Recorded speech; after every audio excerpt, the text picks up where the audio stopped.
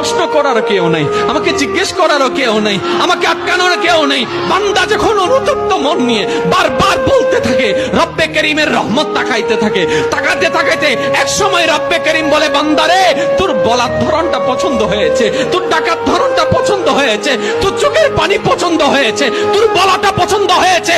এবার মওলা বলে, আমি তোর সারা জীবনের কত গুনাহ করছিস? বান্দা বলে, মওলা 40,000 পার হয়ে গিয়েছে। কেউ বলে যে মওলা পাহাড় পরিমাণ হয়েছে, কেউ বলে যে মওলা আসমান পরিমাণ হয়েছে। এবার মওলা বলে যে আমি মাফ করে দিলাম, আমি মাফ করে দিলাম, আমি মাফ করে দিলাম, আমি মাফ করে দিলাম, আমি মাফ করে দিলাম, আমার বান্দাকে আমি মাফ করে দিলাম। ফেরেশতা বলে, মওলা এত বড় গুনাহগার, এত বড় আসামি, হাজার গুনাহগার, হাজারটা গুনাহ তওবা করেছে একবার, মাফ চেয়েছে একবার, তুমি মাফ করে দিলা, তুমি মাফ করে দিলা। রব্বে করিম বলে, মাফ করব না তো কি করব?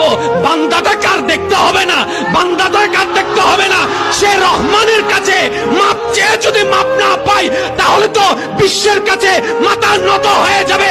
আরে সে রহমানের বান্দা, জাত্তার বান্দা না, যে রহমান হচ্ছে ইন্নাল্লাহ আলা কুল্লি শাইইন কাদির।